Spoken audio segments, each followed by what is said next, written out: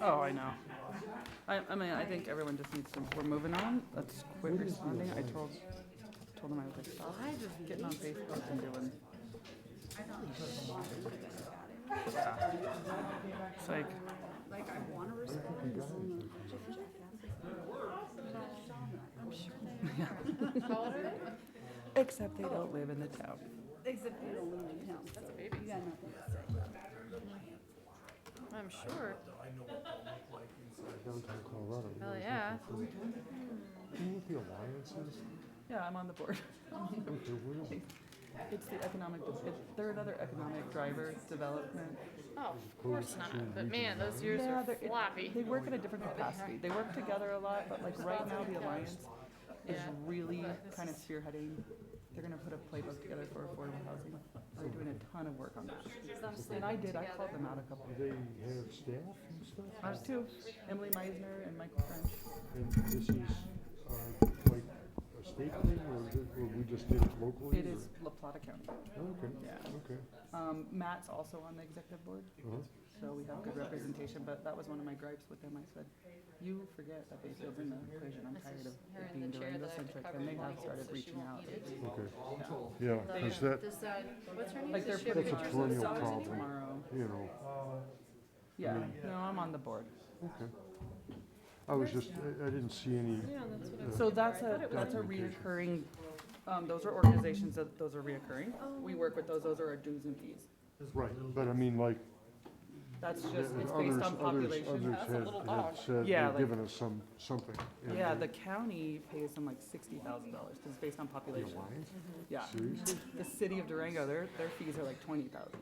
Jesus, So ours are 5. Ignacio's are like 2,000. yeah.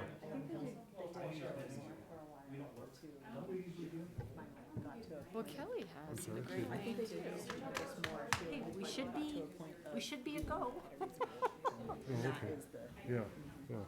No, I just was curious about what we're getting for our $5,000. And, Probably not very well. just Okay. like, There's nothing. what always bothered me,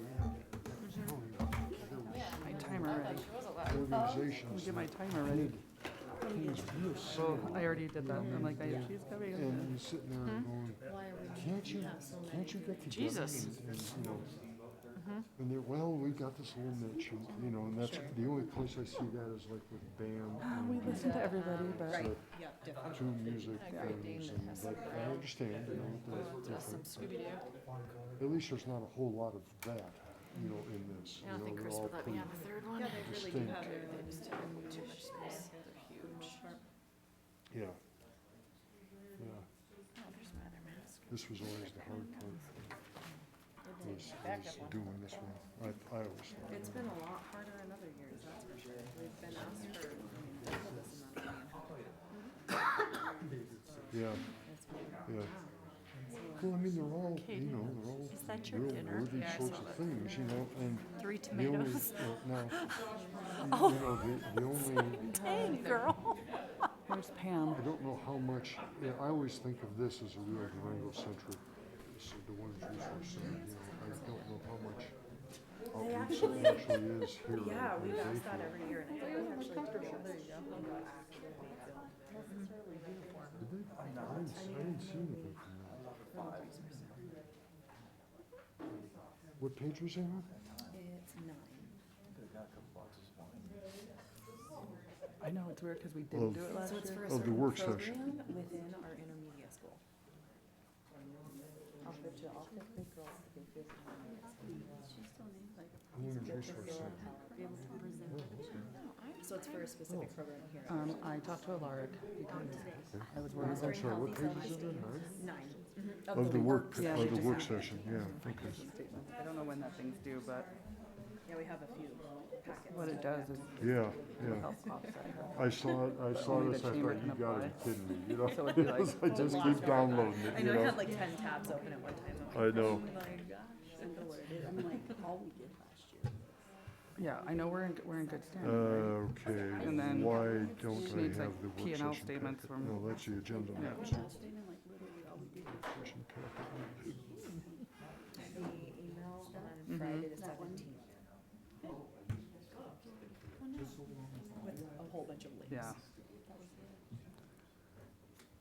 Do we have, is everybody here?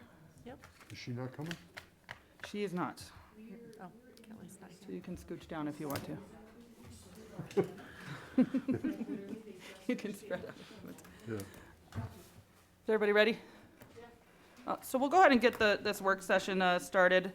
First of all, I just want to thank all of the nonprofits and various organizations for being here tonight. I think it's really important to kind of put some faces with the names of the organization, you know, here for our board.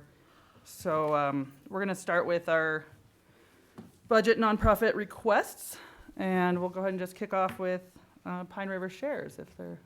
I don't have anybody online Oh. for Pine River Shares, it's not necessary. There you go.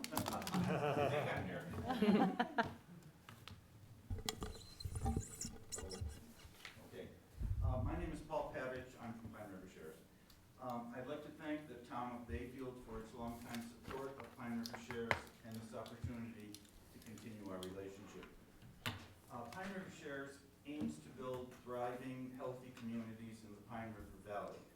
According to our residents, the primary barrier to this end in Bayfield is food insecurity. The requested funding will be used to purchase the locally grown fruit, vegetables, eggs, and meat for our weekly food share program. The effect of COVID on our program has been amazing. In January of 2020, we served 700 people. The past month, we served 2,900. The number of food insecure individuals in our community has more than quadrupled. Last Monday, the line of cars for our food share program continued without a break from 11 to 1. Along with our Monday food share program, we provide 150 kid-friendly backpacks of food to the Bayfield area schools every week. We also provide food to over 70 Bayfield senior citizens. All of this is accomplished with the help of an amazing group of community volunteers ranging in age from 7 to 77. You can guess who the 77 is. Thank you again for affording us this possibility to build food equity, health equity, and economic equity in our Bayfield community. Does the board have any questions? So we're gonna ask the questions at the very end, Oh, if okay. that's okay? Sure. Because we have quite a few to get through, unless that's the way you'd like to do it. No, we can, if you have questions, go ahead and write them down and we'll, sure.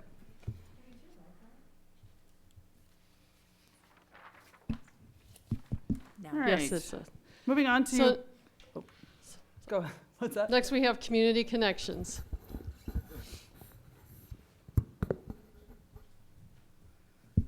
Hi. My name is Tara Keene. I'm the president and CEO at Community Connections. And like the gentleman before me, I just want to thank the town of Bayfield for your ongoing support and investment. And one of the things I thought it would be interesting to look at this evening is what would it look like if Community Connections wasn't in Bayfield and didn't serve the residents of your town. So for instance, young children who had either disabilities or developmental delays wouldn't be able to access services until they were 3 and in preschool, and thereby they would miss a really important window in reaching those developmental milestones. Children with significant medical conditions would have to get hospitalized care, that they wouldn't have the alternative of in-home or paid family caregivers. Families who had children with disabilities in their homes wouldn't have supports outside of the school system. They'd have that educational support, but as far as for the family home life and medical needs, that support would be missing. Adults with disabilities who need 24-hour care would have to move out of our communities, would have to move someplace else or live with their families until their caregivers were no longer able to support them. Adults with disabilities who wanted to live independently need things like money management, help with shopping, help getting a job. They wouldn't have that support. And then the people with disabilities in emergency situations, like victims of abuse or homeless, they would have to move out of our communities, probably to Grand Junction and Front Range to get services. And older people and people with disabilities in general wouldn't have access to long-term care services if they get that just through us. So really important role in your community, and thanks to the town of Bayfield, we're able to continue that. And so we thank you so much for your support so that we can be here and support all of your residents. Thank you very much. So next I have the Women's Resource Center.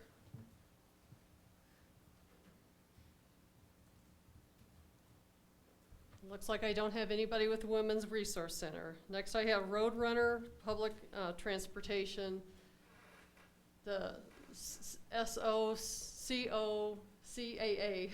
That's okay. Good job. It's helpful.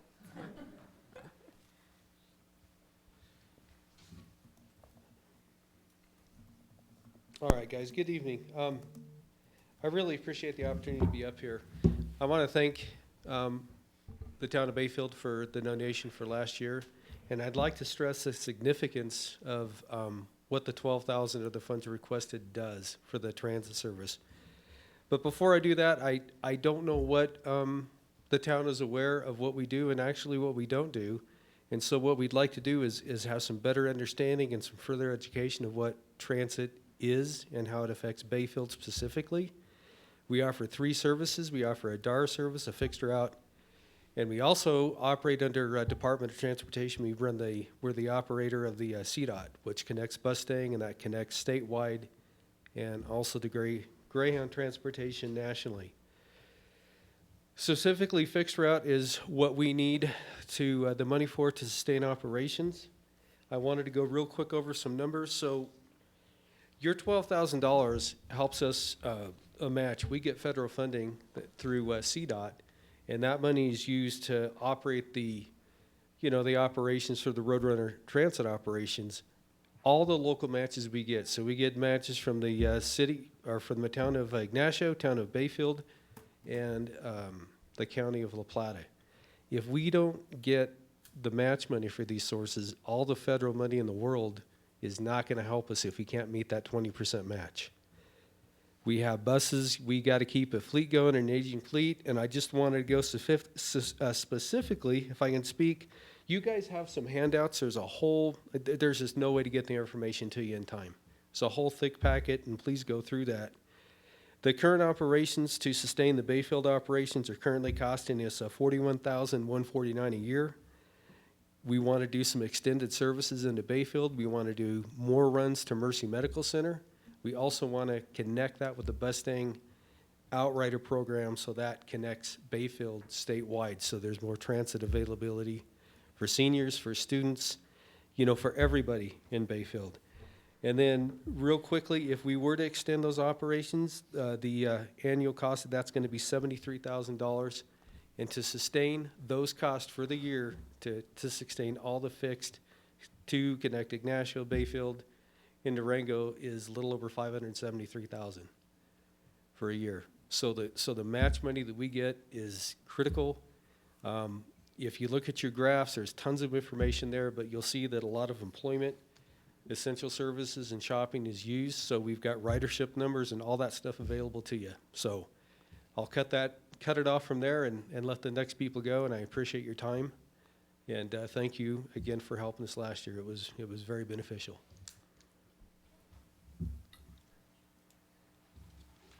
So next I have the B. Frank Foundation.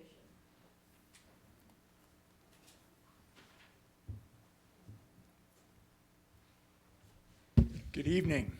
Good to see some of you that I actually know in this community. And I want to thank you, board members. My wife has been serving on the Bayfield board, and that is not necessarily the most popular thing to do these days, is for some strange reason. But I'm representing Lech Usinowicz, our executive director. Many of you have heard that he suffered some injuries recently, and so I get to be the surrogate, the backup quarterback, so to speak. We appreciate all the goodwill we've gotten from the people, your town employees, helping us with the Pine River Festival, representing that a little this evening. We are committed to returning that event next summer. And then the Frankenstein event that we do on Mill Street, a street party, is happening as well. So we appreciate all that support. Like everyone else here, and by no means do I think our nonprofit is more important than any of these others. It's really humbling and inspiring to hear the stories that we hear in an event like this. We took a big hit. We lost a lot of participants, and that is starting to come back. Right at this moment, we're at about 60 students, with a few more still coming in. We were averaging about 225 in our total programs prior to the pandemic. So we definitely have a road back. But we're encouraged by the renewed interest. The big take home, this money helps any and every child and family that's interested in being part of our program. If they say they want to participate but we can't quite afford, we say, what can you pay? If it's $5, we make up the difference. So money is not a deterrent for people that wish to be a part. And I just want to but highlight all of the supplemental benefits that a program like this brings. Again, like many other extracurricular programs, you see a lot of extra benefits. There's plenty of research, I won't quote it to you, that really supports what good things come to a school and a family and a child when they're participating in quality programs like this. Not to mention just seeing their faces light up when they get to show up and be part of something like that. So thank you all so much for the work you're doing for this community and for the support of B-Frank. So next I have a small business development. And I'm here joining virtually. Can you all hear me? Yes. Oh, yeah. Okay. Hi, everyone. My name's Mary Shepard, and I'm with the Southwest Colorado Small Business Development Center. We are a nationally accredited SBA program. We are part of the Colorado SBDC network, and my SBDC center is one of 15 centers in Colorado, and we cover the 5 counties and 2 tribes here in Southwest Colorado, so the same territory as Region 9, and we offer no-cost consulting and no-cost or low-cost business trainings to startup businesses and existing businesses in Southwest Colorado. So we've been doing this for about almost, I don't know, between 25 and 30 years down here. The way our funding works is we get a grant from SBA that we need to match dollar for dollar, half of which does have to be in cash. Fort Lewis College is my host. They provide about half of that cash match. The rest I request from my communities that I serve. And Bayfield has always supported the SBDC. Last year, I think we had like 40 hours of consulting, and about 82 businesses attend our workshops and trainings. So we worked with Region 9 to come up with a kind of an equitable way to share the cost of the rest of that match to the communities based on the size of the community, and that is where the dollar figure comes from. We work closely with all the other economic development agencies, including Beth in Bayfield, but Region 9 and the chambers, and we try not to duplicate any services. I think we're the only one that's actually offering that confidential one-on-one consulting for businesses, and we do that through a team of consultants kind of across the region, and so the funding helps to support what that costs for our center to bring in some of these specialty consultants. So I think that's all I have, and I'll wait till questions. So next I have a community treehouse.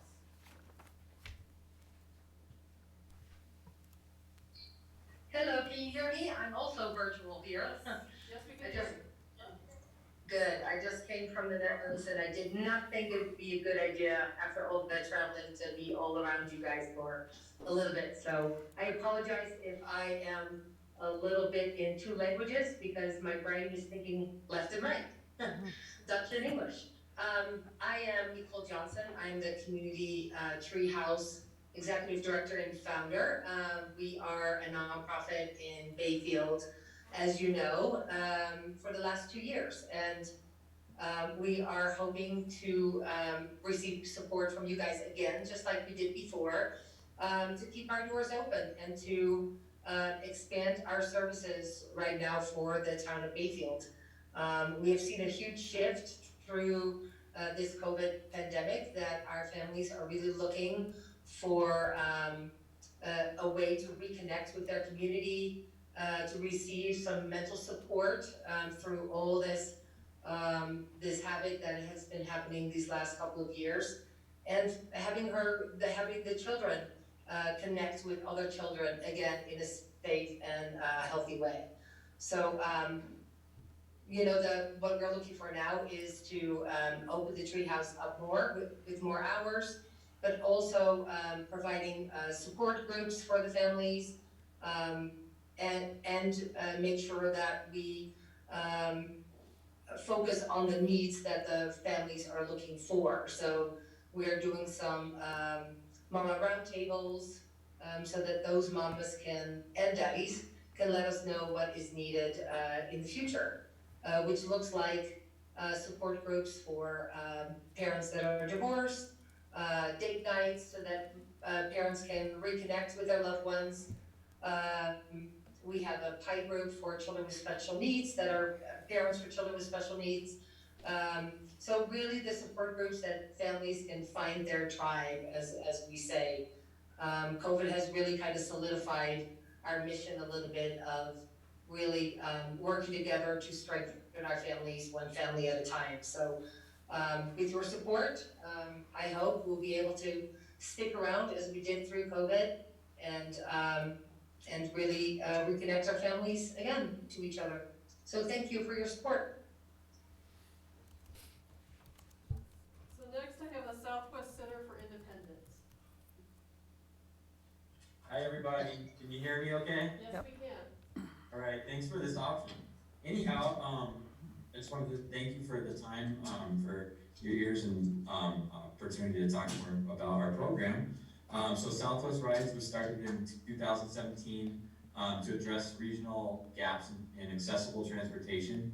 And the program has since grown. We're the only door-to-door, fully accessible, on-demand transportation in La Plata County that goes outside of Durango. And our riders live outside of population centers, and we're really focused on addressing folks that have no other options to get into town. 80% of our riders are older adults, which many don't have any way to pay for transportation. And then people who do have Medicaid, often these trips are very costly, so we depend on 70% of our funding for grants outside of Medicaid. And local support is essential to, similar to SUCAP, matching CDOT funding, and then just really us being able to work outside of the box on addressing unmet needs in regions outside of Bayfield, and helping people get into Bayfield to access the resources they need to drive. So this project would really help us to keep up this work with our partners on again, kind of reaching folks in the outlying regions that have the highest needs and no way to get into town, and getting them into Bayfield to really be connected to the things that that really social supports all the awesome work that everybody here is working on, and we are grateful to be part of it. So, thank you. Thank you very much. Next we have the BAM, B-A-A-M, and I'm sorry I've forgotten what the acronym stands for. It stands for Bayfield Association for the Advancement of Music. And we are an organization that really does help the school district kind of bridge the gap, because music does cost a fair amount. And much like B. Frank, we've seen that dip with COVID. It's been a challenge for all of our kids in music programs. And it's going to be a challenge for us to fund, since last year we weren't able to do quite as much fundraising as we normally would.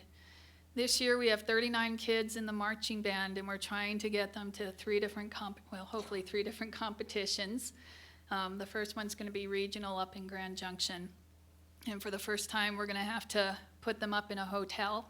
In the past, we've had them on a gym floor, but with COVID, it's just not really possible this year. And then they're going to also compete down in Albuquerque at ZIA. And again, housing them in the hotel. And hopefully if they do well at regionals, they'll get to go to state, which this year is going to be in Pueblo. So as BAM, we try to bridge that gap, because the kids do have a class fee. Some of these kids can't afford it. So as BAM members, we The funding that we get, we help pay those, for those kids. Hotel-wise, we're looking at a lot of money. We're looking at $7,000, $8,000, $9,000. Plus, we also provide food for these kids on this trip. And we're really excited this year that they're actually going to be able to perform, because last year they had one performance in the entire school year. And just so you know, I totally skipped this part, but my name is Christy Smith, and I'm vice president of the band board. And I really want to thank you guys. It's so nice to be in a town where you guys are willing to donate to all these wonderful organizations in our town, because it's so helpful to us as a community. Thank you. And last, we have La Plata Youth Services. Hi everyone, good evening. My name is Katie Popinski and I work as the Executive Director at La Plata Youth Services. And Erin Barnes is also here with us tonight on Zoom. And Erin works as the Bayfield advocate for youth enrolled in the diversion program. The La Plata Youth Services, we have partnered with the town of Bayfield for many years now. We've been providing services in the community for over 25 years. And our partnerships in Bayfield are far-reaching. We work very closely with the Bayfield Marshal's Office, we work with Bayfield Schools, and we work with Bayfield Municipal Court to provide support and advocacy for youth that are facing challenges either at school, at home, or with court involvement. And the focus of our request for the town of Bayfield is to help us continue to provide case management and advocacy through our diversion program to youth in the town of Bayfield that are either referred to our program by the Bayfield Marshal's Office, through municipal court, or by families and youth themselves who need additional support. So the majority of the funding that we're requesting goes to providing that case management and advocacy services. This last year from the town of Bayfield, we worked with 15 youth, and the majority of those youth were actually referred to our program directly through the municipal court docket. So we always want to offer our program to youth if they do have charges in municipal court as a voluntary option for them and their families to really wrap them with additional support and provide a restorative option for them to move forward, and ultimately that their case and their charges are not filed in municipal court as a result of their participation in our program. And also over this last year, the youth who participated, all of the youth completed successfully. Their charges were not filed, and none of the youth who were participating had any kind of reoffense while they were working with us on contract. So we continue to have really great results in working with youth and working with the town of Bayfield, and we just hope to continue. So thank you very much for your ongoing partnership and support, and we appreciate working with you all. Thank you. That's the end of our nonprofits. I appreciate the time that we can kind of get to the end, and now it's the Board of Trustees. Their time to ask questions. I have one I'll start with. I have a question for Roadrunner, Jay. Has the demand or request for increased rides in Bayfield come up? Yeah. To answer your question, yes, and all the time. You know, what we didn't get time to explain, so we have the fixed route that comes to Bayfield, Ashley, but we also, in May, can you guys hear me? Yeah. So in May, we have a DAR route that has only served Ignacio for quite a long time. In May, we expanded the route to Bayfield. There was a survey done, and that was one of the requested services, is there wasn't enough transit to Bayfield from Ignacio.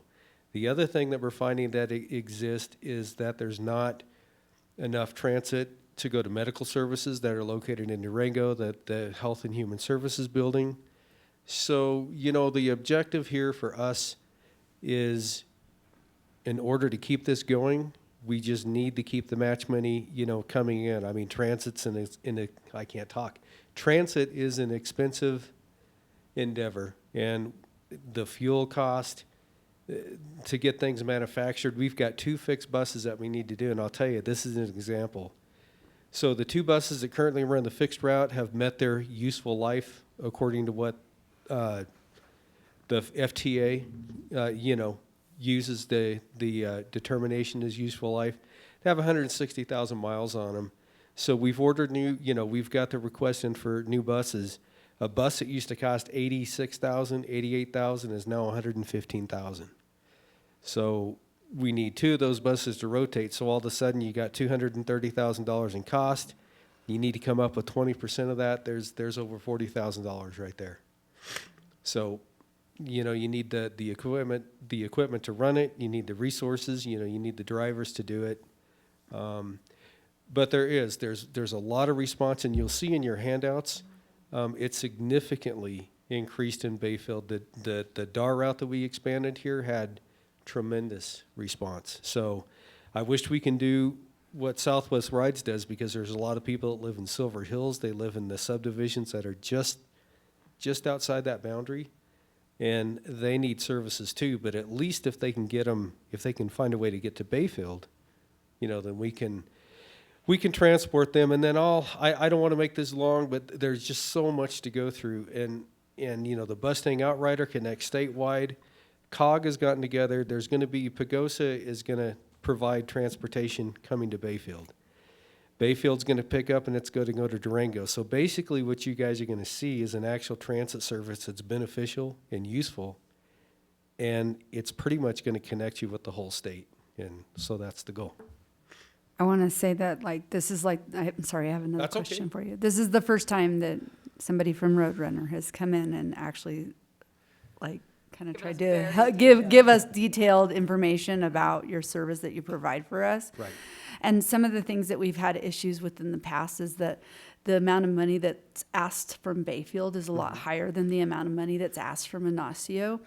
But the difference is that Ignacio has a lot more runs to their town than Bayfield has had. So we have a little bit of a, shall we say, We have a little bit of a past. a past Right. with how we feel towards the Roadrunner. So my question is whether or not you're starting to see some equity, or where it's some equality in the way you're treating Ignacio versus Bayfield this year. Yes, and absolutely.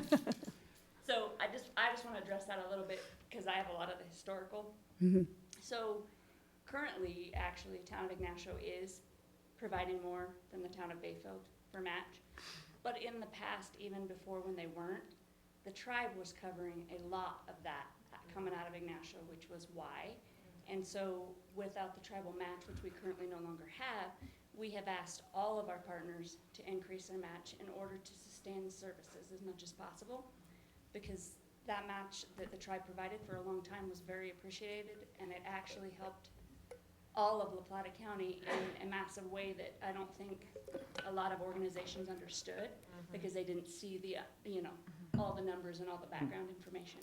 Right, which we understand that. I mean, it is what it is, but kind of like when that went away, it was not equal between the towns, if that makes sense. It was still you're trying to provide the same service to Ignacio, but you're charging Bayfield for it. Do you know what I mean? And we felt like we got a route cut. Yeah, from and we Bayfield. were getting routes cut, but theirs were being maintained, but we're being asked for more money. So if you could imagine, if you want to look at it from that perspective, so that kind of gives us this little bit of a pass that, makes us ambivalent about, how much funds that we contribute to your organization. So anything that you guys can provide us to show that you're not doing that to us anymore would be so beneficial. Now, I will say I do really appreciate all the information you gave this time, because it was way better than it's ever been. Well, absolutely. And so everything that you have in that packet, I'm telling you, there's so much to go through. But what I would like to do, and what's going to be important, I think you're right in the fact that there wasn't a really good relationship established. You guys didn't know what was going on. And that's why I'm here. And it's not just for Bayfield. It's going to be for Ignacio. It's going to be for Durango. There's no favoritism here, but you guys didn't know. But to let you know that, we have to report quarterly numbers all the time through Co-trams, which it's the state, it's FTA funds, but the state manages the funds. So those numbers get reported every quarter. You know, you can't be fictitious on that. I guess you could, but I wouldn't want to try it. But those numbers are recorded in the actuals. You know, Bayfield's important. Some of you guys know me, some of you don't. I've been here for 20 years. And I didn't realize how important, rural areas are tough. I never realized what the implications and the impacts transit really meant or had. And it's tough in a rural area. So Bayfield has not had the service that I think that it should have had. And that's why we want to bring, if you look at your package, you're going to see that we're trying to bring 2 additional routes back. Plus, but I want the routes to be beneficial. We can bring routes back all day, but what's going to benefit the community, right? So we want those to connect to essential services, the hospital runs. I want that to connect to the outrider, because then that just gives the town of Bayfield, they can get anywhere. You can get to Grand Junction, Denver, you can get to anywhere you want in the state, or you can go connect with Greyhound. So. And I just want to add, we really appreciate all the support and just want you to understand that we had to ask everybody for additional money, because the way the operating side works is it's dollar for dollar. So whatever we raise in local funds and local match, we can leverage federal money. And so if it's $100,000, we need 50 in local match from all of our local partners to get the other 50 from the feds.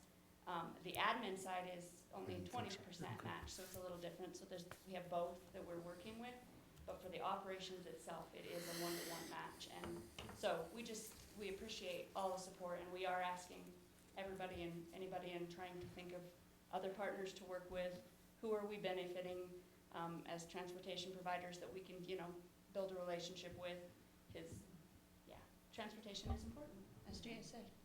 So. And Thank you. while you're up here, I just have one more question for, when's the last time you've entertained a fee increase? I know that was a discussion a couple years ago, and I don't know if COVID affected that whole discussion or.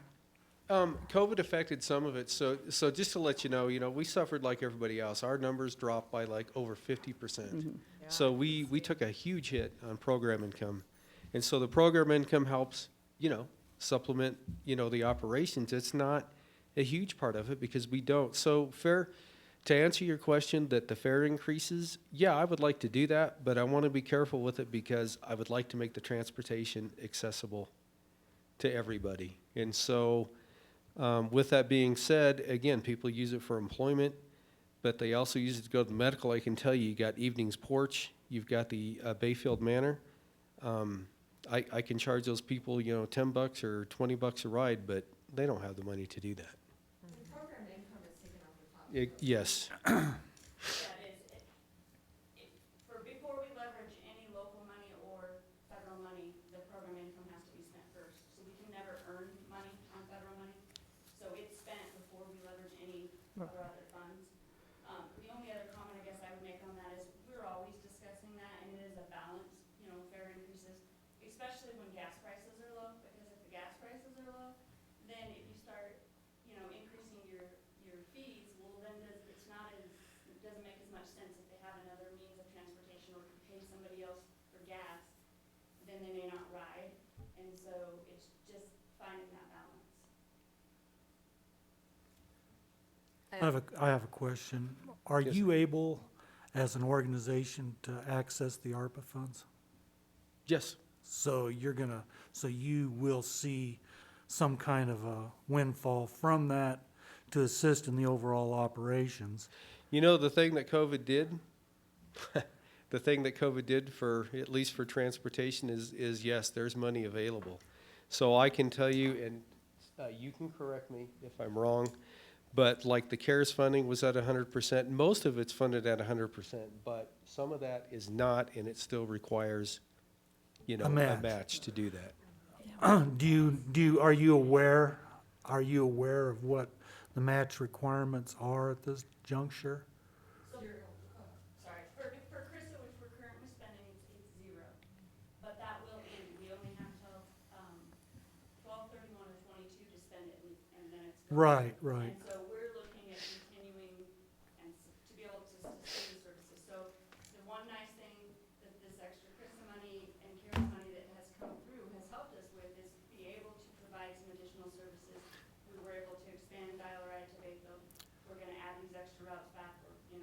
Are you, are you able to use any of that additional funding for capital acquisitions? So it's just strictly for operations? That's correct. Okay. Yep, and we've asked and tried because that would've been really beneficial. Yeah, but- Yes, believe me, we've tried. Yeah. You know, and then the other thing to note on that too, you know, the best asset you have are your employees, right? Transit's not gonna move without the drivers, no matter how much money we have. So part of that money was used for increases to the employees, you know, to give out bonuses. I can tell you, I'm happy to tell you that we went through COVID and we didn't have to shut down the operation once. We got 100% perfect record, you know, it's expensive to pay employees and to do the cleaning and, you know, you gotta put the barriers in. So anyways, it can go on, but so the money's there. My biggest thing and what I've tried to tell CJ, it's great to have this money and we've gotta spend some of this money, but we all know the way the economy's going. And we gotta keep employees paid, and I think the fuel prices are gonna go through the roof. And if a $80,000 bus is costing me $115,000, I don't know where it ends. So, Thank you. Thank you. Any questions for any other nonprofit? The treehouse. I have a similar question of Nicole. Do you have the opportunity, Nicole, to leverage any of your donations for additional grants? You mean, do I have matching grants? Is that what you mean? Yes, I mean, if we make money available to you, can you take that money and use it to leverage further funds for your operation? I mean, are there I grants would out have- there that are available to you, designed specifically for that type of program that you're offering for the community? Because, you know, it is rather unique in some respects, but what I guess the thrust of my question is are there further funding sources outside of the town that you're able to look to, such as El Pomar Foundation, is that right? One of those foundations.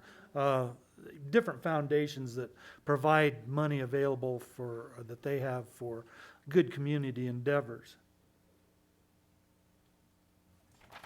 Yes, I will be. Luckily, so what I understand with a nonprofit and what I've found out, and unfortunately I found it out a little late, but that as a new nonprofit, with like El Pomar or the Daniels Fund, you have to show 2 years financials. Oh, okay. So we are a 2-year alive nonprofit on the 1st of September right now.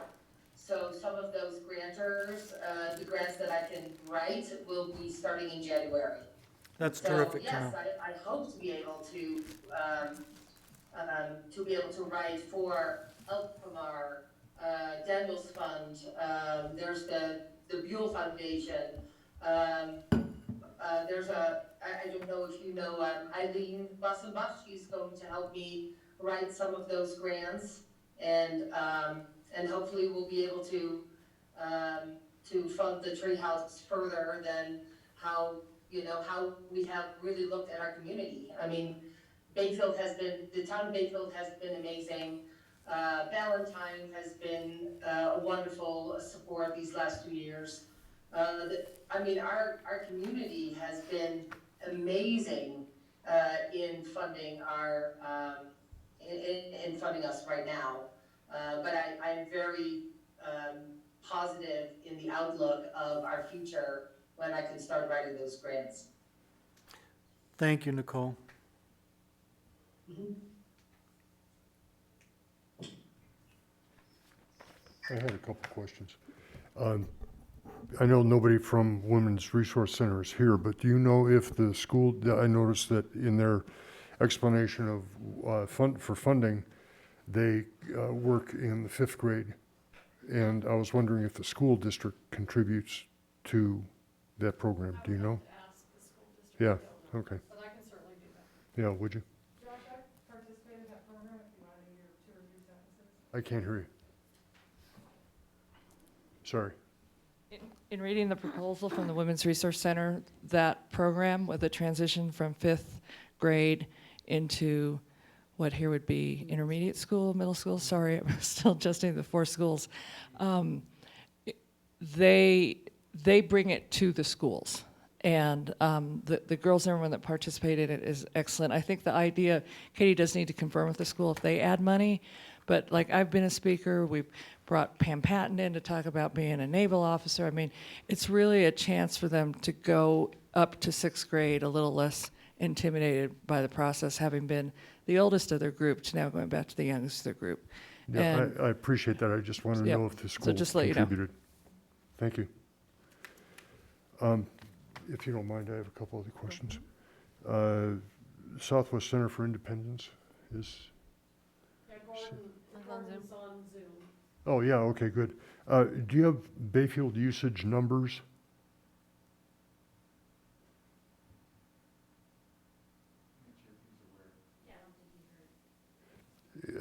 What's his name, Gordon? Gordon. What trustee Joswick is asking, do you have Bayfield numbers?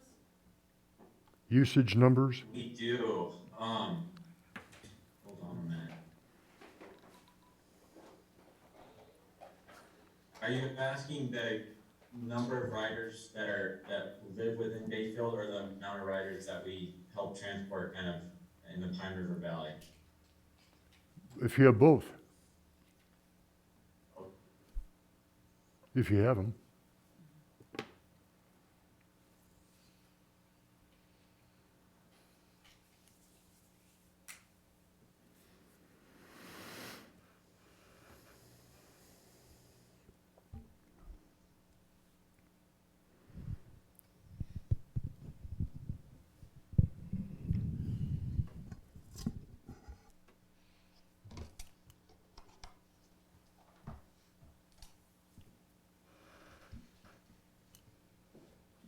Could this be something I submit to you guys that might take Yeah, a little more attention? that'd be Okay, fine. I know we provide a lot of trips in Forest Lakes and Bayecito, and working a lot with Pine River Shares and Thriving Place on reaching the entire communities. And again, a lot of the focus is how do we not duplicate resources, and so as Roadrunner is talking about getting connected to different transit hubs and really kind of working a little bit outside the box on reaching folks and getting them into town. But I will get that breakdown ASAP. Good, I appreciate that, thank you. And final question would be to BAM, and it's a similar question about school district contribution. Do they contribute? They do. The school district provides a certain amount of money to the music programs. And I know like right now, the high school has about $2,800 in their activity fund. They have about $900 in another fund. But already like that $900, that's spent. That went towards registration for these competitions. And then of course the students themselves, this year they had to increase the cost for each student, and students are having to pay $90 for their, and that's pretty much a travel fee. That helps cover a lot of the hotels. So yes, the school district does have some money going into the program, but to put the marching band out there gets really costly, because it's not just going into the auditorium where it's covered already, but it's traveling to these places, giving the kids the opportunity to perform in front of a much different audience, and getting feedback, because they get judged, and they get that feedback, and even the directors get that feedback, and so they can make changes to how they're teaching the kids. Okay, thank you. That's all I have. Anybody else? Well, I really appreciate the presentations and the information that all the nonprofits sent. We'll just go kind of briefly into the rest of the partnership contributions, and typically these are memberships. Unless there's any last questions for the nonprofits, you're certainly welcome to hang around and listen to the rest of our meetings, so. Thank you, everyone. Thank you. Thank you. So the other one is the Southwest Mental Health Access, and we actually have an agreement that the Board of Trustees signed. I did not put full agreements in there, I just put pages in there. It talks about 1.6%, and that actually is an amount of $6,000. Colorado Municipal League, I provided the spreadsheet with Bayfield on it for $1,806. Downtown Colorado, the town has belonged to Downtown Colorado Incorporated before. The registration is $350, and I think we're going to need to renew or just sign up anew, because I think our last membership has lapsed. So we've had I've been trying to get logged on as the town of Bayfield. Homes Fund, you do have an agreement that ends in this year, or next year, excuse me, December 2022. And that current annual is $9,040. The Alliance is the economic platform of La Plata County. And from what I understand, that's typically an annual amount of $5,000. Region 9, that was in the packet. That's a request for belonging to Region 9. And then Southwest Colorado Council of Governments, plus the Southwest TPR is also in the packet regarding these annual amounts. So unless there's any questions on those are typically what I consider your partnerships, partnership contributions or memberships.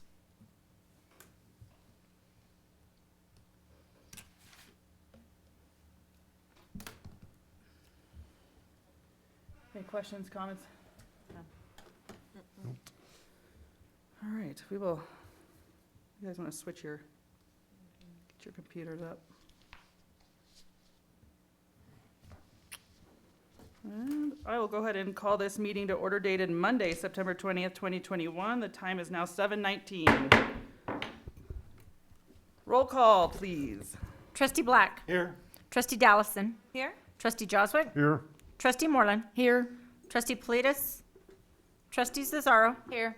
And Mayor Tarkington. Here. 6 present, 1 absent. All right, if everybody would like to stand for the Pledge of Allegiance, please.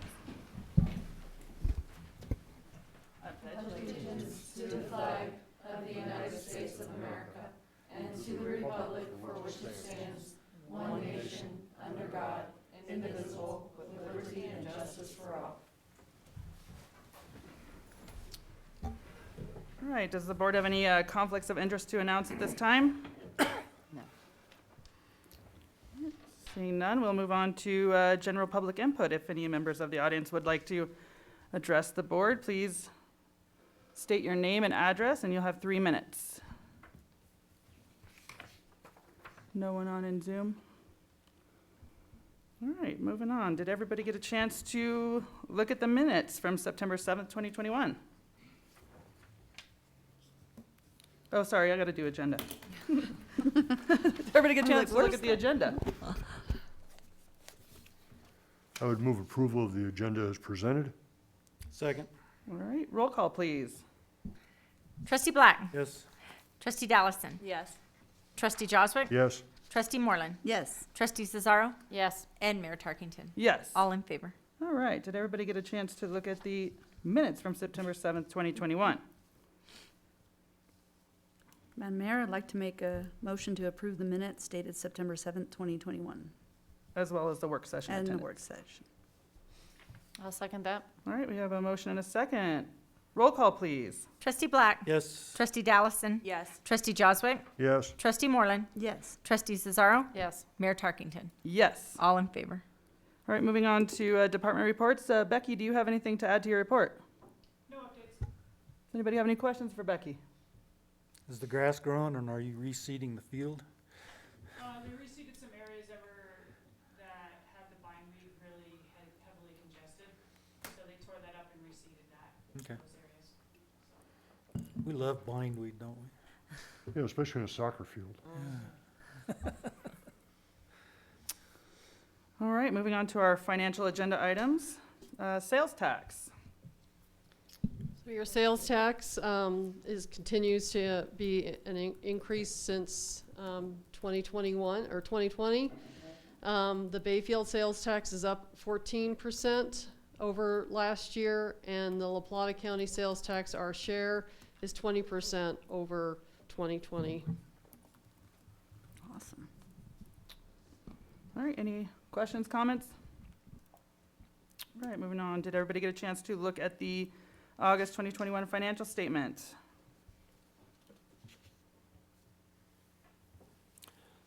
I would make a motion to approve the August financial statement. I'll second. All right.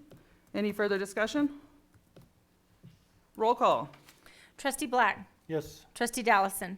Yes. Trustee Joswick. Yes. Trustee Moreland. Yes. Trustee Cesaro. Yes. And Mayor Tarkington. Yes. All in favor. All right. Nonprofits. Yeah, so this is just an action item in case that you wanted to ask additional questions. So I have to contact the Women's Resource Center about any contributions the school makes to this program. And I also have Southwest Center of Independence looking for any Bayfield specific numbers that he said he could provide at a later date. It is $40,000. Trustee Joswick wanted to know what they'd asked for last year. Last year was pretty light. We gave a lot of CARES money to a lot of these nonprofit programs, so it's hard to compare this year and last year. Yeah, that's understandable. Thank you. Did we ever establish a budget for that? I thought it was, I thought we did too. I'm sorry, what, did we do So, what? yeah, before you had come on board, we talked about establishing a budget, like an annual budget for the nonprofits. would be Because otherwise it'd just like grow and grow and grow every Yep. year, so. Yeah, I feel like we put a cap on it. Yeah, I thought we did too, and I don't remember what it is. And I'm not aware of one. Okay, We might so, wanna see what we budgeted for God, we would have to go all the way back. 2019. yeah, I want to say it was like 20 or 25,000. Yeah, I know thought- it was I less know than the asks 40. were a lot, higher, but we had to cut some of them. That would be really good information to have if we Yeah. had we it did in that so front of us. that like year over year, we didn't keep having this growing massive amount of Right. funds that were contributing. I mean, I'd like to contribute and give to everybody, but Cause it seemed like we were going to a point of possibly having to be even lottery style. yeah, exactly, exactly, because we had so much, so many nonprofits asking for funds, so. So I'll look at your 2019. I'm sorry, I'm still having trouble with some of the older ways that they established, what do I call, and You don't coded have to them. apologize. So We get that's it. going to be part of my challenge, but we'll certainly take a look. And maybe just looking up their check that was written, maybe for 2000. You're looking for the actual year of 2019. No, it was actually the budget we did for 2020 in 2019, wasn't it? Or was it the year before? When did you come on board? Me, Yeah, last year, November. then it had to have been the Yeah, year it would have been before that. before. I would say like 2016 and 17, it started to get a little crazy, and so we started to, It might Make be, it it a might be 18, 2018. and then 20, we didn't have to worry about it, I think. Right, Is most likely the, so I think 18 and 19 should have had the correct cap. right, I would agree. So what year? If you look at what was budgeted in 2018 and 19, Okay. sorry to make it go back And then I think we twice. kind of had to go through and say, I know you asked for 3,000, but we'll give you But- 1,500, we. on We So certain there budget- were a things. we couple that budget certain cut things, even yeah. Because they Mhm. weren't, They weren't they weren't Bayfield centric, Bayfield yeah. Right, or, and then some of the other things we did is like those that hadn't gotten any money in years, we kind of yeah, put if they those were a people in, one-time yeah. fund versus a yearly Mhm. ask. I do remember we cut Roadrunner quite a bit. Yeah, we did. Yeah, And to that end, in that discussion, I would be for giving Roadrunner back some money because, just the argument on capital acquisition alone. I mean, I'd be all for giving them another $3,000 to $6,000, and our sales tax will support that. Well, I mean, I think for us this year with them, and we also discussed putting them in a different, like more into this budget partnership annual. contribution versus the nonprofit nonprofit. requests because of what they provide and You know, how that's often a they good, come. that's a really good point, Brenna. It makes more sense to put them in our partnership contributions than it does to keep them in the nonprofit requests.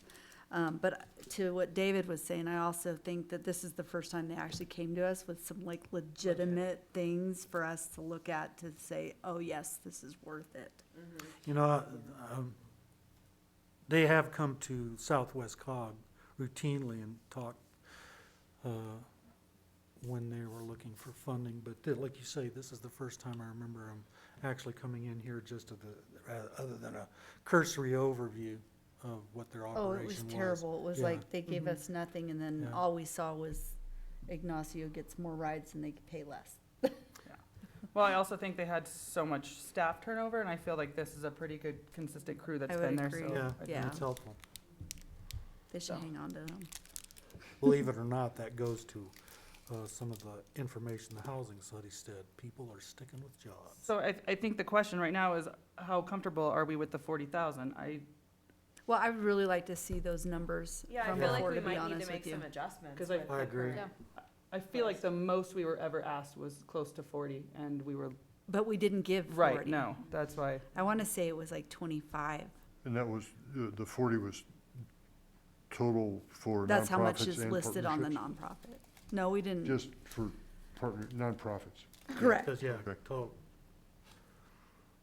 So I guess we'll look at what we did in 19, is that what we're? 18 and 19. 18 and 19? So all I can really do, the best thing is to pull out the actual payments that we made. Gonna add those up. Because I'm still accidentally finding some of these numbers that are in a different place. Like Access, Southwest Mental Health was in the marshal's office. Really? You know, so there's different places and sometimes they're not even identified.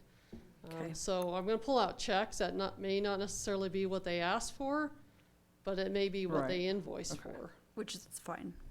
Okay. That's fine. That'll work. So we'll send that to the And if finance we don't, director. and if we don't have a cap or we can't, we'll just have to come up with one Sure. this time and make it a thing. And you also stated the Roadrunner to move that into a membership or partnership. That I don't typically expect your membership organizations to come do a presentation because it's typically set on some type of monetary amount that's fair to all other communities. So what would you Yeah. like to have done with that? I mean, I think we can leave it as is. Let's see what I they feel- do. I feel Let's see like what they it's do always had this to year. stay this I way feel like they need because to of prove that. themselves over and over, yes. So it might be better to leave it where it is and At least this time, see where, just to see if they I mean, follow it through. may help with some accountability for a couple of Mhm. years, and you may decide to make that change, so. You know, knowing that they're asking money from more than one organization, it might be helpful for us, were we to know how much they were asking of La Plata County, how much they were asking of Durango, Which is and how normally much what they were present. asking of Ignacio, so that we kind of get a feeling what our total in aggregate is. I so do want that number. And, You want that number, what they're asking from the other municipalities? yeah, I I've think, provided that a but number that's, that doesn't take anything from what I said. Because like I said, I know that, one, our sales taxes are up a little bit. I think that we can share a little bit with Roadrunner as one of those services that benefits the community, particularly given the price of fuel is going up. Yeah, I agree with that, but I still want to see the number. It's like Yeah. proving yourself. Yeah, Like if they exactly. can have a couple years where they prove themselves that they're functioning their business on the right path, which I don't think they've been on the right path for a while. But the fact that they added a route this year and they're trying to add some more things that are a necessity for our community. Like if you continue to prove that you're actually really partnering with us to improve our community, then I'm more apt to move it over to the partnership contribution. But if, I want to see it first. So in my experience with other TPRs, typically what they would do is, so the miles from Mercy to Durango are gonna be different from the miles to Mercy for somebody that lives in Bayfield. So what they would do is a trip miles based on, and that was the amount that was kind of divided up and shuffled up. And yes, the communities that didn't have a hospital or didn't have a Walmart or didn't have some of those things where those trips were taken, it was more expensive, but then it was up to that community to decide, you know, what they would like to do. So I can certainly find out that, and find out what that contribution means based, not just the amount. Yeah, I would like that. Okay. Okay, any other direction? No, I think that's plenty. That's good. On the pile, that big pile. All right, the 2020 audit.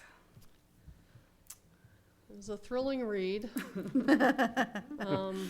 But the town is in very good position. You had the presentation at your last meeting regarding our cash reserves, and they're unrestricted. I have read through it. I find no issues with the audit, and it does have to be filed before the end of September.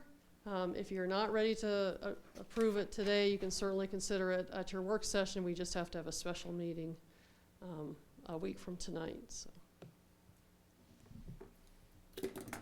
Questions, comments? I read it, dry reading.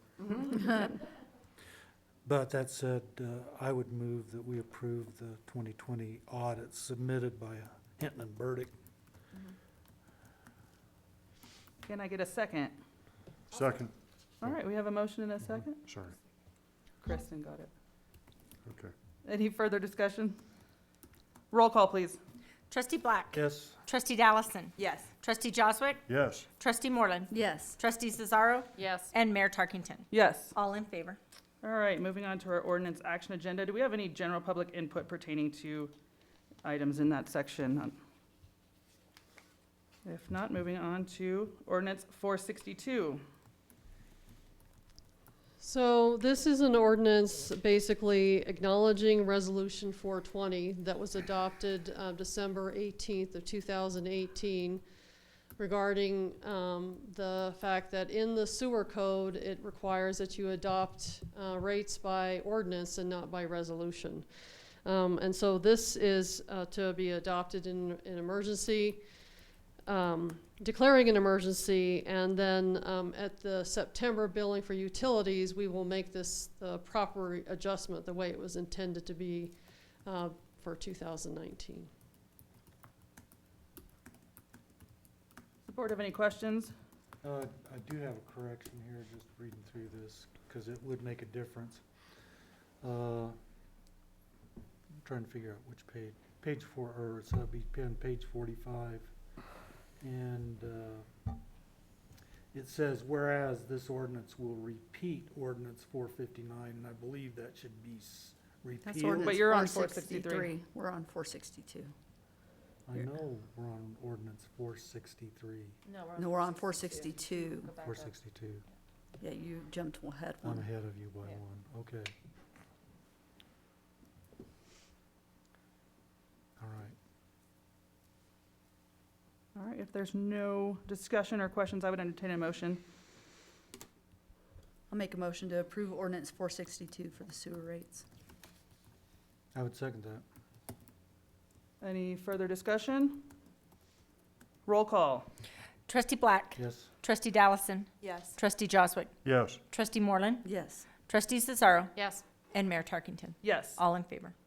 All right, moving on to 463, ordinance 463. So these are for discussion only. I wanted to make sure I put these before the board. The town of Bayfield took over the Bayfield Sanitation District in 2008 and basically took on the codes from the Bayfield Sanitation District, and they have not been revised at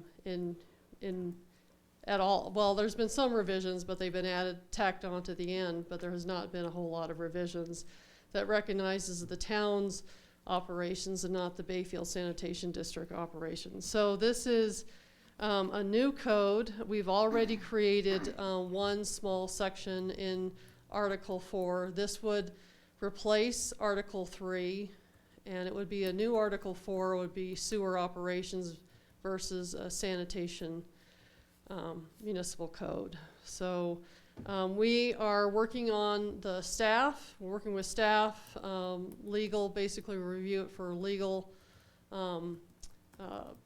incorporation into our code.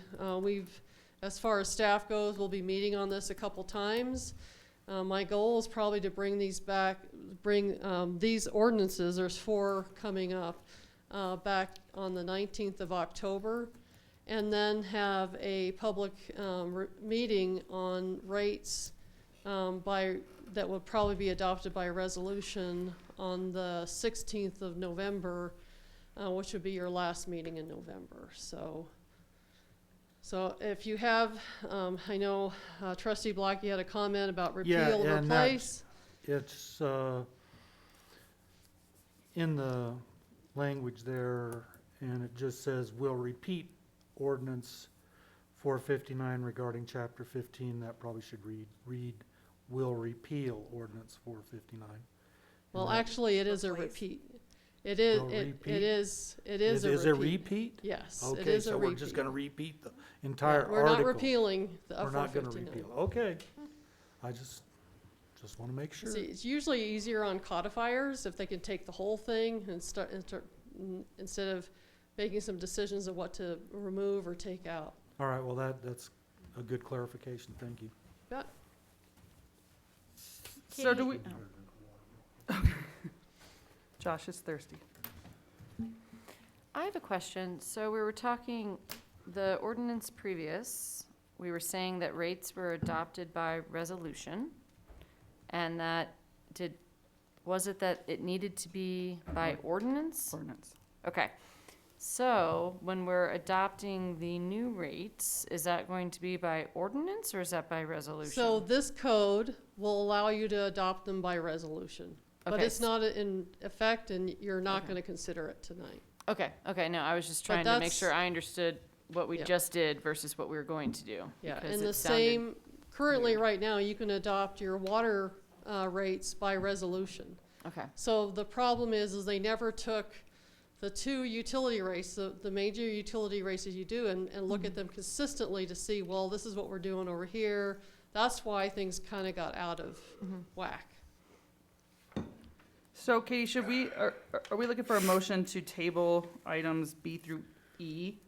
You can table them, they are on the action item, you can table them, and I prefer it be by October 19th, because we're not gonna bring it back at your next meeting.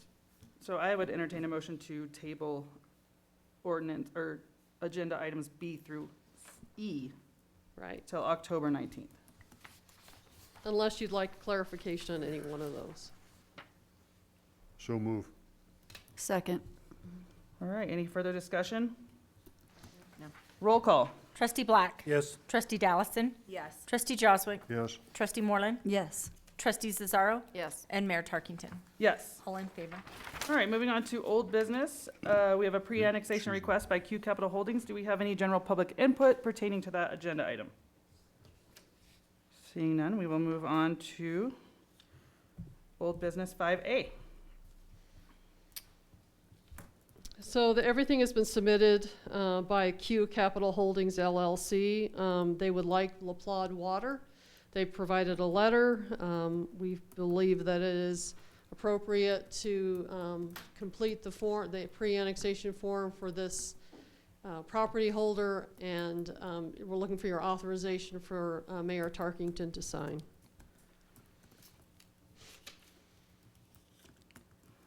Does the board have any questions? I would entertain a motion. I'd like to make a motion to approve the pre-annexation application for parcel 5677-104-00-017 at 145 Bayfield Parkway, and authorize Mayor Tarkington to sign the agreement. I'll second. All right, any further discussion? Roll call, please. Trustee Black. Yes. Trustee Dallison. Yes. Trustee Joswick. Yes. Trustee Moreland. Yes. Trustee Cesaro. Yes. And Mayor Tarkington. Yes. All in favor. All right, moving on to new business. Do we have any general public input pertaining to items 6A through C on the agenda? Seeing none, we will move on to 6A, the Bayfield Chamber of Commerce MOU. So OEDIT, the Office of Economic Development and International Trade, has a grant opportunity of $25,000.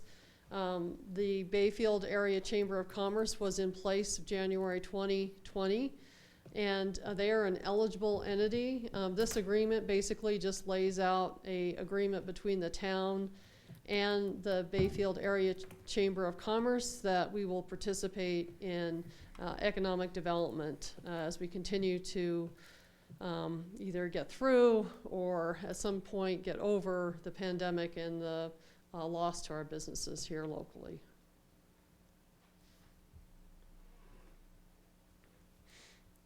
Questions, comments?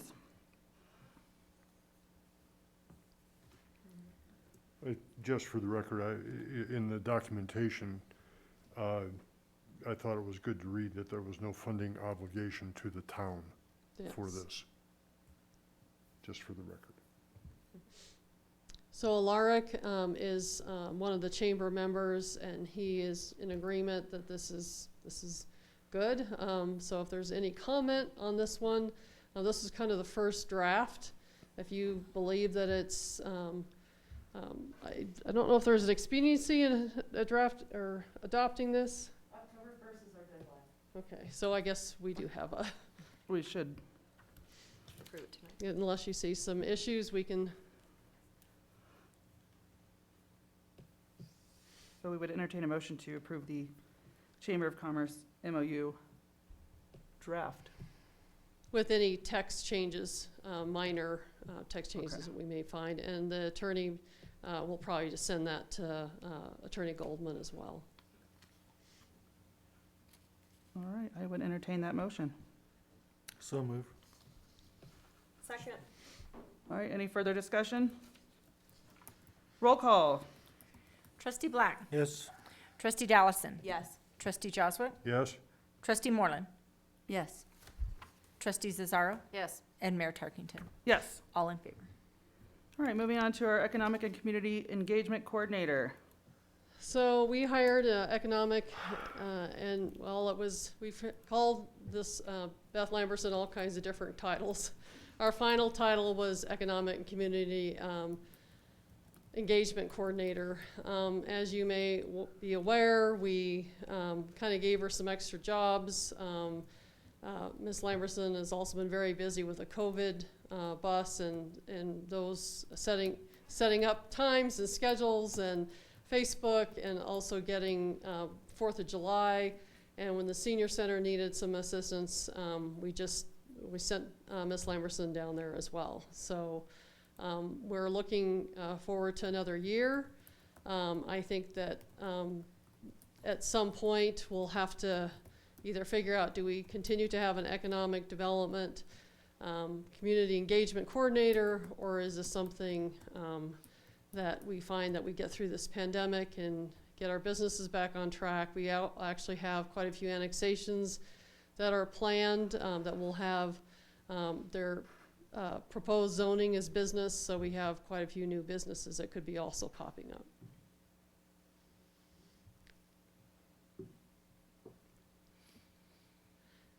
And if you'd like Ms. Lamberson to explain, she's certainly got quite a few pages there that outline what we expected her to do, what didn't quite happen, but what did happen in its place. I mean, I think one of the biggest things I see on here is the ability of grant writing. Right now, Yes. most municipalities are completely underwater leaving money on the table because nobody can get around to these grants. And I think if we can, kind of pull her out of some of these other places that we've been sticking her to cover, it would be nice to see if we can go after some of those and even help some of our local nonprofits and whatever, getting those done.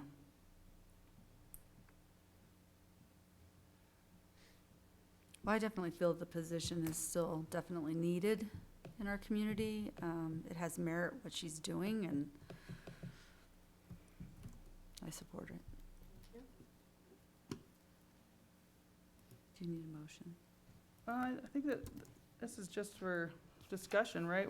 This is action. It's Okay, action. Unless we want to.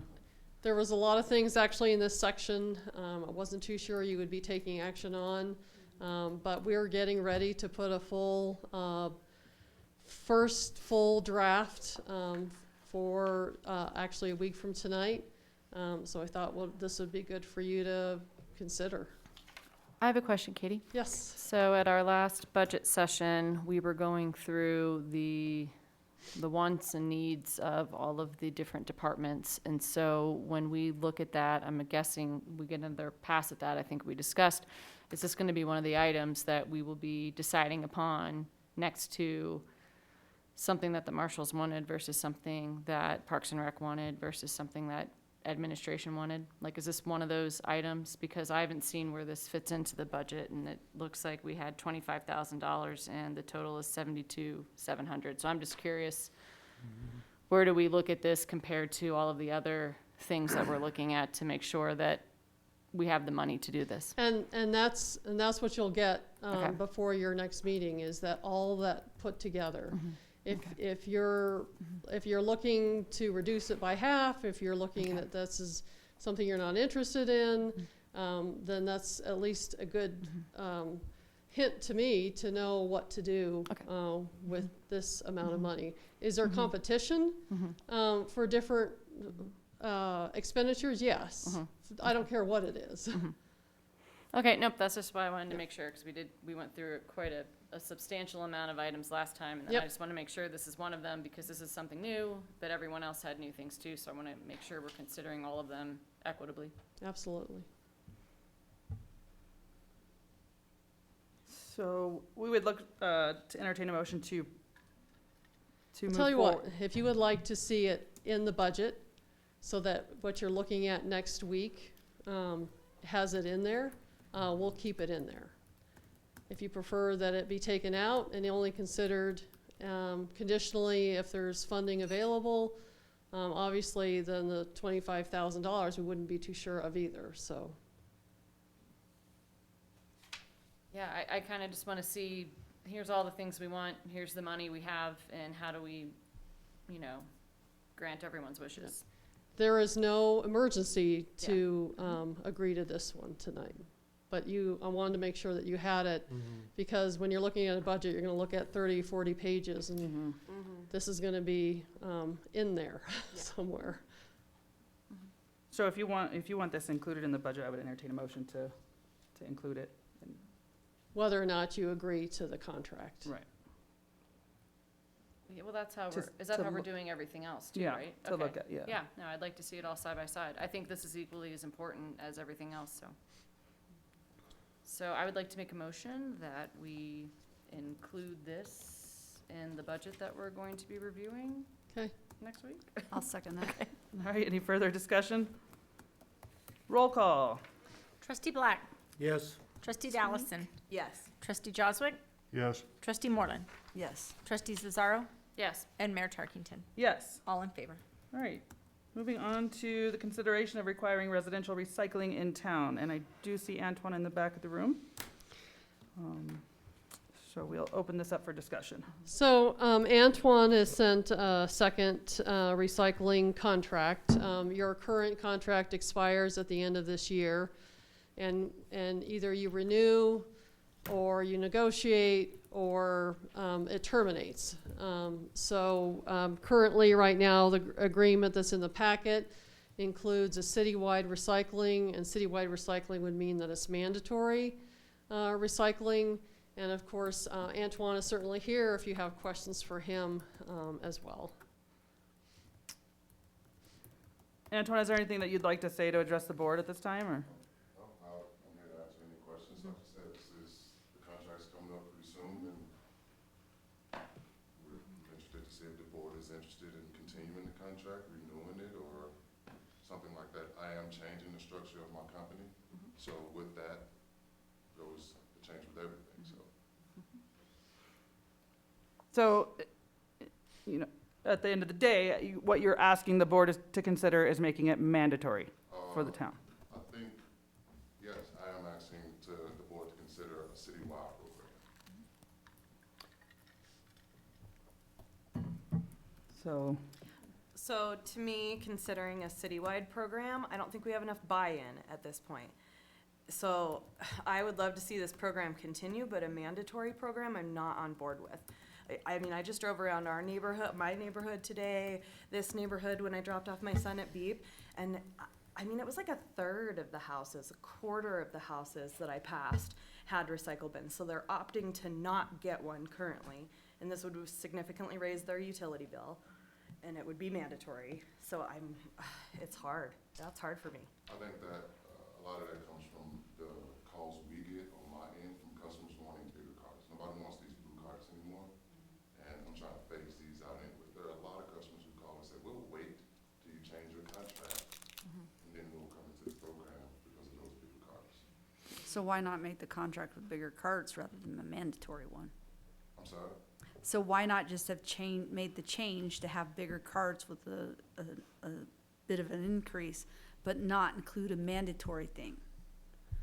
Because you can increase your fee, which we know you've been wanting to do, and make the carts bigger, but you don't have to make it mandatory. Does that make sense? Because and I would agree with thank you, Trustee Dellison over here. My brain is dead. I just got back from vacation, guys. I'm still not there. Trustee Dellison, and then she, I agree with what she says about, not making it mandatory because we don't have enough buy-in from the community. Like, if you have 2/3 of the community and they don't even have it yet, and you're gonna make it mandatory, you're gonna make a bunch of people angry. Kathy, did you figure out the number? Mm-hmm. We have 296 currently participating.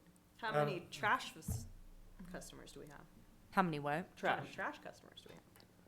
I didn't check trash customers, but Or like rooftops. residential customers, we have right at 1,000 customers. So that's So, yeah, that's you're just about a about a quarter. third. So there's opportunities for you to expand your business, so to speak, if we don't make it mandatory, but we give you the opportunity to raise your price some and get the bigger carts out there, because I don't want to see recycling go away. I don't participate, Antoine, I'll be honest. And in part, it's a cost thing. We don't, and to that end, my wife and I just don't generate that much recyclable material that where we would feel justified in paying a fee that's collected once a week. Now, if it was a once a month type thing, that's different, and like I said. It is once a month. It is once a month. Or- Yeah. It is once a It's month. once a month. The fee's once a month. Well, the So- fee's once a month, but the pickup is once a week. And you're not pulling recycling, regardless of our conversation and what we decide up here. You're not pulling it out of the community. You're just changing the structure of how it will get billed. Correct.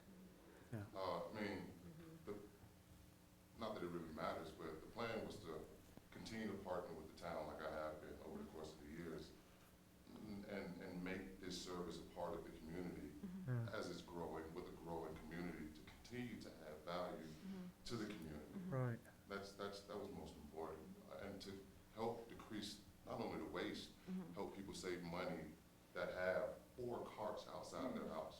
Right. That was the plan here. And so, for me, if the board doesn't feel like it's beneficial to them, then it's more beneficial to me to just do it that way.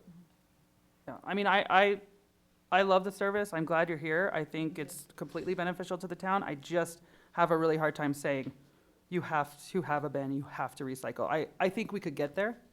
I think, If you feel we can get there, how Yeah. long do you think? Well, I mean, right now it's 700 households that aren't participating. So how do we, if there's 1,000 who get trash and there's 300 who are doing recycling, how do we, 'cause I wanted to hear these numbers, because if it was like 750 or 800 houses, I'm like, well, why can't the rest just jump? How do we convince everyone else to get on board? What I can do is, I can start keeping note of the customers that Yeah. are calling for those bigger carts. Maybe if you guys are interested in tabling this, I'd be interested in keeping this contract in play I'll show you those numbers. Yeah, and I understand if you need us to have larger carts. Like if I participate, I love participating. I didn't realize I had to put my cardboard in the cart, and so, yeah, so Chris and I was like, we gotta start putting the cardboard in the cart. Right, that was from Yeah. starting the company from, Yeah. the carts weren't big enough. We're now at a point where we can provide all of this. Why not continue to grow Yeah. with with the Yeah. community that I started it with? If I feel the community isn't interested in that, then the company can do much better without the town. And again, I'm really okay with the increase in, you know, because I know you wanted to increase your fee because you've come to us before for that. And I really am okay with doing something like that, especially with larger carts. It makes business sense for you. It makes sense for the people who are receiving your product to do something like that. It's just, like they were saying, the mandatory things, that's real hard to swallow. And I think at the end of the day, you have to really think about what's best for your business. If you're saying the town might possibly be hindering your growth, you know, that you're better off without the partnership, Yeah, then you I gotta do think what you need to do. take a good look at that as well. For, Yeah, Yeah. yeah. Because you may lose a few customers just based off of like, you know, another bill, having to pay it another way, whatever, but I don't think it would be significant. Talk to these customers, I've left cards, I've left notes on every customer, and I'm billing you guys for over 300 customers. Not that that is much of a difference, but, I've left notes on all of these customers' cards, and nobody has an issue with it. And I take that into consideration with the people who call the phone every week, asking for bigger cards, asking Right. for, some people call you guys and get a second card, because this isn't big enough. So I get the spill off from those people, from the other people who want the service, but don't want two cards. They just want that one big card. big car. Say something. Yeah. If you're gonna raise the rates. Can you, sorry, you can step up here and state your name and, just for the record. Lori Lazari, Bayfield. When you raise your rates, will you go back to recycling glass? Oh, I still recycle glass, you just have to bring it to the facility. Well, that's a big deal. Well, it's so heavy to haul, and nobody could remember what day it was supposed to be out. And so, It was constantly on I the was curb. leaving it out every Yeah. week myself. so the service is still there. But Well, It's it's just not not to very your helpful door. because you have to think about, okay, I've got to go over there when you're open. Remember to go over, I mean, it was just convenient before. That's no different than remembering to go to the grocery store when it's open. You know, every business has service hours. Well, grocery stores, their hours are a lot more than yours. Anyway, I don't want it to go mandatory, and I wish we could get the glass picked up, so that's just my opinion. Thanks, Lori. I guess I'll toss my 2 cents in here. From a personal perspective, we have a small cart and it's 2 of us, and we fill it maybe every 2 weeks, you know, so personally going to a larger cart isn't gonna help me. But having seen the efforts to do recycling here in Bayfield over the years, and they just haven't gotten anywhere. So I really appreciate the fact that you're here doing that. I think it's a really good service. That said, I don't think we should mandate it. It shouldn't be mandatory. I would not support that. And I'll just have to figure out how I'm gonna do it with a bigger cart, if that's what you're going to provide. I mean, personally, I would like to have the smaller cart, works for me. But I know a lot of people, it doesn't. So, you know, whatever, you gotta do what you gotta do there, and that's fine. But I wouldn't support the idea of making it mandatory. I mean, how would you feel about, you know, if we did not continue the contract, you went out, you grew your business, you got, you know, 750 residences on board through education and just kind of your services, and then we revisited this conversation? You're asking me how interested would I be at that point? Ever coming back to the, Not that interested. okay. I mean, because for me, the town uses the service sometimes, right? And this is all a build up to partner with the town, so a town can have a service that other towns have. Yeah. Here's an opportunity. So I'm wondering if we did one more year together, how do we maybe get more people on board with recycling? Advertising is key, right? Yeah. So, I'm not advertising. Yeah. But I've built a team to be able to do that now. With that being said, if this is something the town is maybe considering, maybe would be interested in to see what the numbers could be, then I would ask for some kind of due diligence from the town to help advertise or help take those numbers in. Because at the end of the day, this is a numbers game. How many people are interested in the service for us to say, okay, let's give it to the town. Yeah, no, I think it's good for our community to recycle. Like, I wish more people, Instead of a landfill. were recycling. Pretty soon, Bundad's gonna have to dig another hole. That's expensive too. It's more expensive than this service. No, people don't realize how much it costs, or the time involved in the development of a landfill, and I know Josh does, because wasn't that something that happened while you were on the board last time? So it takes a long time. Yeah. No, but It's I more agree, about there's what it stuff in a does to the landfill earth. that could be recycled. And, yeah, not only opening a landfill, but you do not want to try to close a landfill. Oh, no, they're That is a better nightmare. left open, actually. So we find. And, I mean, I don't know, how does the board feel? I mean, I don't know that in a year we're ready to consider Yeah, I don't mandate, know. you know, I don't know. I'm not that- there. You know, I mean, we can revisit a lot of things in a Yeah, year, right. but I don't And I- see, but like I I don't see said- myself revisiting that in a year. I don't want to affect, you know, his business by If you- our dragging our feet, you know, If just. this number would have been like more than half, I think you might be there, but I it's. think if I was already providing those bigger carts. You think it would be? there, Absolutely. This is what people are waiting Yeah, for, right? Like they're waiting for the change in contract, they're waiting for us to have this conversation. And whether, it's just that, with or without, you guys can kind of provide a service. I would just like to provide a service in a partnership where it looks good and better for the community.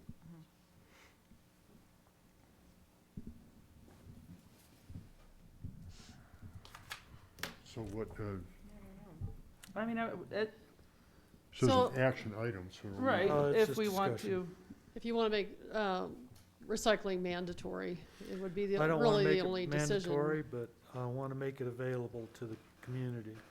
but that's the And- thing, And it'll still be here. so, Yeah, and we don't get. and so basically, if we're, you know, if Antoine can provide the carts to everyone, that makes his operation work, because I guess that really comes back down to how your operation works. I mean, if you have the proper sized cart, it works better for your truck and all of the other things that you are working there. So that ought to be the consideration that we're doing, is making his life easy, and making it so that people like me who are not a user of your service give more consideration to using it. Yeah, I'm not sure that's what I heard from this conversation, and I'm town attorney Michael Goldman. You're Antoine? Antoine? Yeah. I thought that I heard you say that you'd be interested in perhaps extending the contract the way it is for an additional year while there's some exploration. Okay, so I think there's a Yeah, change. no, and well, you know, and there's probably, you know, if the intent is to exchange out the carts, is that the intent? And charge more. And charge a little bit more, so that's not keeping the contract as it was. I mean, there's a subtle change Yeah, there. there's, Yeah, it just wasn't, I think the mandatory language Right, was right, Yeah. so we're taken just out. So that's taking- important just- for right. you as a board to understand. Absolutely, we going just want to forward. make certain that we're not making it a I think mandatory there's a service. concession on this gentleman's part. And, so, yeah, it is a concession on his part, yes. So And would we it, appreciate that. so would it help to table this item specifically? And if TDL would like to submit another agreement for revised. consideration, that's certainly his call. And if not, this contract does terminate. So, I mean, that's still a decision that he can make. Take a look at one. Well, what would be a date? October 7th is our next regular meeting. That would be a good Yeah. date. I wouldn't Or, mind excuse me, October 5th. October 5th, yeah. I mean, if We we just- table it, that would be my, like, we can keep this contract right here that we have in play for one more year. And then we can do the due diligence of taking those numbers in and see what Oh, okay, But do you need, did you want to increase rates a little It's a bit? revi- Keep everything Oh, the same. okay. okay. Everything Oh. the same. All right, yeah. Do you really want to think about Yeah, that's that a for a fair minute? Yeah. I'm sorry? I'm like, do you really want to think about that for a minute? Why would you want to extend it for, I'm like, no, Because the service, I'm sorry, I'm talking from a business perspective, because you've come to us already, what, twice about increasing fees? And you want to just keep it exactly the same without increasing 'Cause the I think he's fee? banking on the fact that more people will sign up now that they're. I don't wanna just throw my cards out there.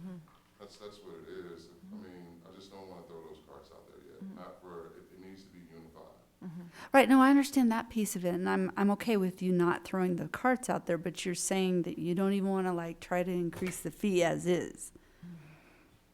You guys' biggest argument is throwing or increasing the price anyway. So giving this another year is to give the community time to just Okay. just educate the community, let them know what may be coming, and see what happens. I just don't want you to come back in 6 months and be like, I should have raised the fee. Yeah, and that would be a, You that know? would be a blow to the community to end up losing the service because you didn't raise the fee when you had the opportunity to. I don't think we lose the service. I think the partnership with the town is what changes, and then we Okay. would all independently switch over to working directly with TDL, not through the town. So that would Yeah, be the that's- change.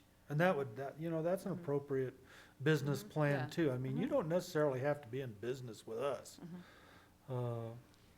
I appreciate the fact that you want to, or are willing to use or be in partnership with the town, but like I said, I don't think that that's necessarily something that is Well, it sounds like, something that's yeah. a bottom line for you.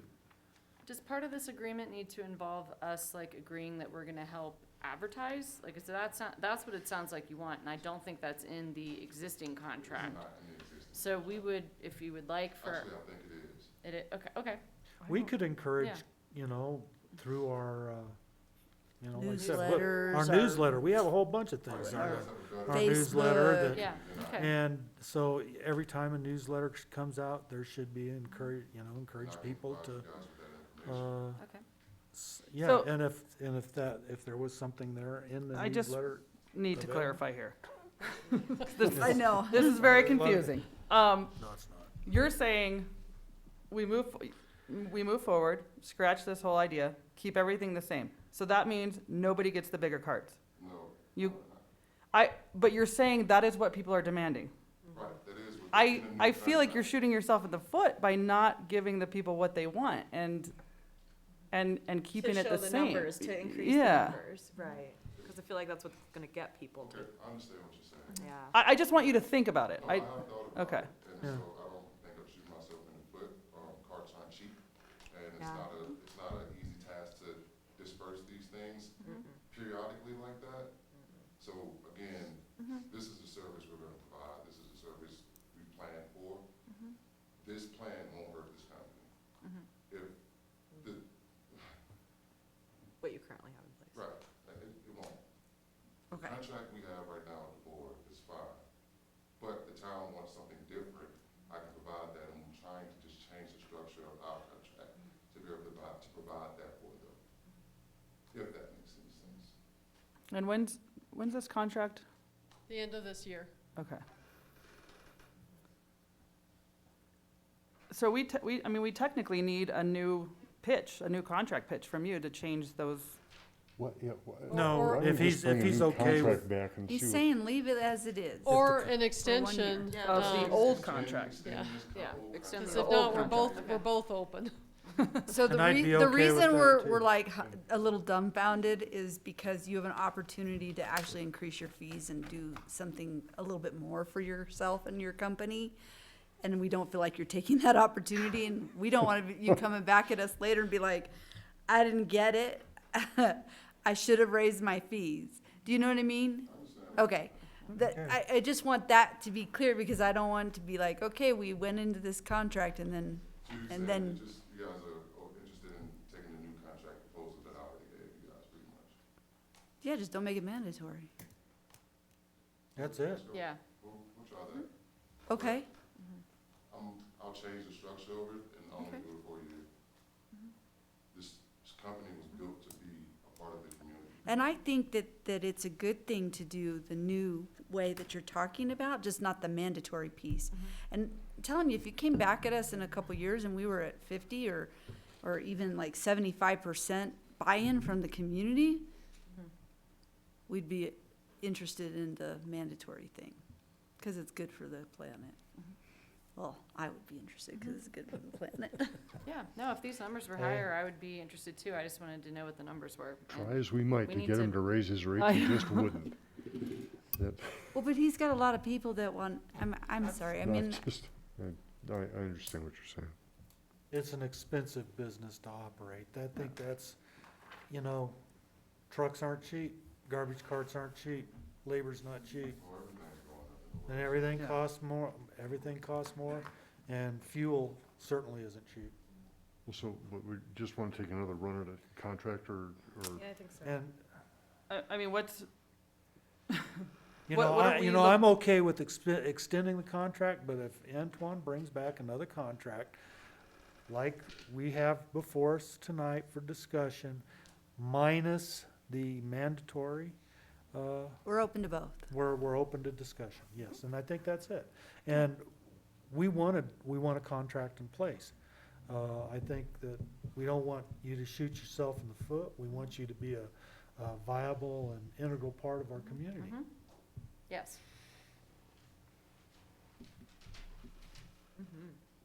so we'll, Yes. Yes. Yes, sir. Everything you want, but not mandatory yet. I think that's it. So you just want to table this then, or? Yes. Yes. Okay. and we should, I would entertain a motion to table it till, what's October 5th? 7th? The 5th, was it? It's the 5th. Antoine said he probably is not ready for the 5th. Oh, okay, well, Make it- whatever. Why don't, Make it can we next just table until he provides a new Yes. contract? Yeah. He can Okay, just I'll- bring it. I'll make a motion to table until TDL provides a new contract. Second. Any further discussion? No. Roll call. Trustee Black. Yes. Trustee Dallison. Yes. Trustee Joswick. Yes. Trustee Moreland. Yes. Trustee Cesaro. Yes. And Mayor Tarkington. Yes, All in favor. thank you, Antoine. All right, board reports. Any updates? Included in your packet was a regional housing needs and assessment strategy that was paid for by the Southwest COG. Last Thursday, we had a presentation, and out of all of the meetings that I've chaired for the COG, this was certainly the best attended. There might have been 40 people online to hear Were you able to open that? the lady who had, let's see, Mrs. Aguilar. Heidi. Heidi Aguilar, who had put together the study, and it was a very eye-opening study, to say the least. And I think one of the more interesting things was talking about short-term rentals and what's happened in Pagosa Springs, because so many people with second homes during the COVID crisis just up and moved, and basically took a lot of what had been rental stock out of the pool. So it's not just, you know, there's a lot of different things that affect our housing around here, but at any rate, this was a very good study. It's very eye-opening. If you have the opportunity to take some time, it's not about a 30-page report. It's very interesting, and I think that you can glean a lot of information from it that'll be helpful with our housing going forward. Bayfield's even mentioned in it. Oh, yes, absolutely. I spent about an hour talking to a reporter from the Colorado Sun today about housing here in La Plata County, and I know that she had contacted Marcia Porter Norton as well. And, you know, there's a lot of challenges to housing around here, and it's not just, you know, it's people buying second homes here, and those take housing stock that would normally be in a rental pool out of the general housing availability, and just the fact that people want to move here. I mean, it's a desirable place. I wish that Mark Katz had thought a little bit more about Ewing Mesa as a place for housing instead of a place to play.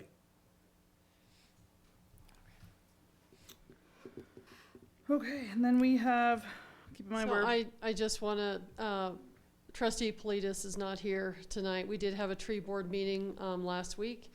And we're going to start our tree inventory. We're going to start it on October 3rd, which is a Sunday. At 1 o'clock, we're going to start here at Town Hall with a little training on some apps. So if you'd like a nice, beautiful Sunday afternoon to go out and inventory trees, we're